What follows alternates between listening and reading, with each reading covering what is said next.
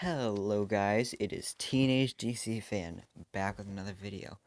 And in today's video, I will be doing a movie review, and I am reviewing Batman vs. the Teenage Mutant Ninja Turtles.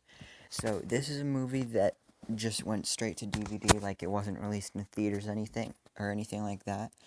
But just because it was never in theaters, that doesn't mean it wasn't a good movie, because this was a fantastic movie, and I definitely think you should go see it. I mean, like, get the DVD or whatever, or Blu-ray, however you want to do it. Um, because it's definitely worth it. If you're a Batman fan, watch it. If you're a Ninja Turtles fan, watch it. If you're a Batman and Ninja Turtles fan, definitely watch it. Like, this is just such a great movie. Um, on the scale that it is, like, it's just so good. It's only an hour and a half, but there's a lot put into that hour and a half. There's lots of action, humor. Like, you get the best of Batman and the best of Ninja Turtles in one movie. So, yeah, if you haven't seen it yet and you want to see it and you want to avoid spoilers, then you might want to leave this review and come back, because I'm about to talk about spoiler stuff. So you have been warned. So, Ra's al Ghul and Shredder's plan. They have ulterior motives. Like, they're working together, but I like that they each had like their reasons for doing it and their side plan. Like with Ra's, he wanted the mutagen so that he could turn Gotham City into, mutated animals so that he could rebuild the city in his image. And then Shredder wanted the Lazarus Pit because, well, who doesn't want the Lazarus Pit? Like, it's immortality. Um, so yeah, like I said, I like that they had ulterior motives. Um, and then I also like that in the beginning of the movie, obviously the Ninja Turtles and Batman didn't know each other, so they were fighting each other at first because they both thought that, like, Batman thought that the Ninja Turtles were criminals, and they thought that they were stealing things and stuff, and then the Ninja Turtles thought that Batman was working with Shredder. So then, um, it was a nice battle that they had, but of course Batman easily won. But the Ninja Turtles held their own against Batman a few minutes longer than others would have, probably. And now I'm going to get into characters. So Batman in this movie was pretty good, not voiced um by Kevin Conroy. Um, he he was voiced by Troy Baker. He voices Batman in the animated Lego movies, not like the Lego Movie and Lego Movie 2, the second part. I'm talking about, like, the straight-to-DVD Lego Justice League movies and stuff like that. And he also voices Hawkeye and Loki on the animated Marvel TV shows, which I do episode reviews on my other channel, Teenage Marvel Fan. So if you like both Marvel and DC, then please subscribe here and on my other channel. There's a link on my channel thing. Like, if you go to my channel, then you go to the channels tab, then my other channel will pop up. So yeah. So back to Batman. Um, I like that he grew as a person through this movie. Like, at the beginning, it's kind of the same with most Batman iterations. Like, in the beginning, he's like a loner and he wants to do everything himself. But by the end of the movie, like he accepts that his team is more than a team, it's a family. So, pretty much every movie has a life lesson in it, and that was pretty much the lesson there. And that's how it goes with every Batman movie, pretty much. But then the actual Ninja Turtles themselves, um, I've seen the movies and I've seen the TV show, like the original animated TV show that was on a couple years ago, not the new one.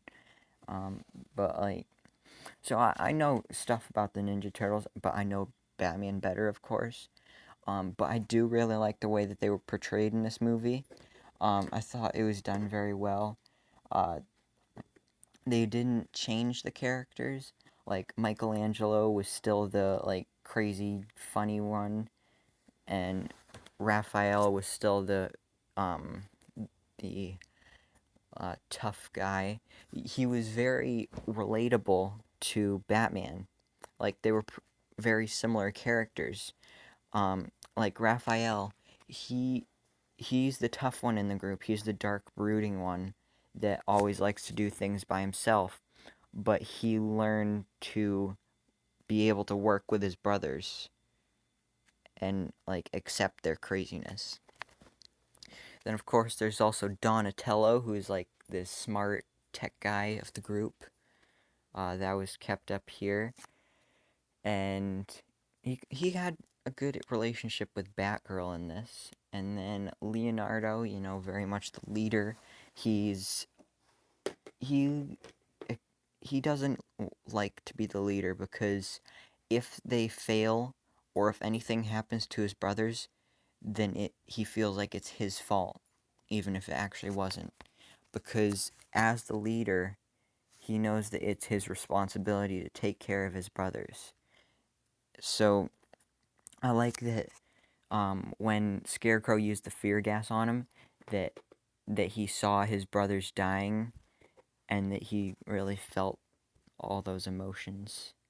So that was really nice. Like all the turtles are different. Um, like they act different, they think different, and that's what makes them such a great team. Because if they were all the same, then it just wouldn't, like, yeah, they would probably work better together, but then they, I don't know, it's hard to explain, but yeah, I think you kind of get it. Now moving on to Robin. This is the Damian Wayne version, so, the son of Batman. He was very, like, mature, and, like, he looks up to Batman because obviously he's his father, but he tries to be Batman. Like, he wants to impress his father. So he tries to act like him. Like, he tries to do the dark and brooding thing and be like, oh, I can get the job done real quick. And, like, that doesn't always work out for him because he needs to learn that he is his own person and he doesn't need to be like his father. Then Batgirl, she wasn't in the movie too much, but the parts that she was in was pretty good. She was in the opening scene. She was the one that discovered the Ninja Turtles. Like I said, she had a good relationship with Donatello. And she looked pretty cool driving around on her motorcycle. But other than that, there's not really too much else to say about her. But now moving on to the villains, Ra's al Ghul. I kind of already talked about him already. But I like that he was just revealed halfway through the movie, and like Batman was involved in the whole situation before he even knew that Ra's al Ghul was, and Robin was actually the one that found out that Ra's was involved, and then Shredder. We knew about him from the beginning because Batman noticed him, and then he he knows like that special move that just knocked out Batman. Like Batman almost kicked his butt, but then Shredder used that crazy ninja move and then like almost killed him. So that happened. And then at the end of the movie, Shredder died, possibly. Well, he fell in the chemical vat, and they were at Ace Chemicals, so maybe he's gonna be like the Joker now. I don't know. But I doubt that they're making a sequel to this movie or anything. Um, so they probably wouldn't follow that up at all. Now I need to tell you about my favorite part of the movie, which is, of course, when they went to Arkham Asylum. So, almost every Batman TV show, movie, or anything like that, they go to Arkham Asylum. And it's because Like, they can have the main villains of the movie or TV show, but then if they go to Arkham Asylum, they can just walk by rows of villains. It's so awesome.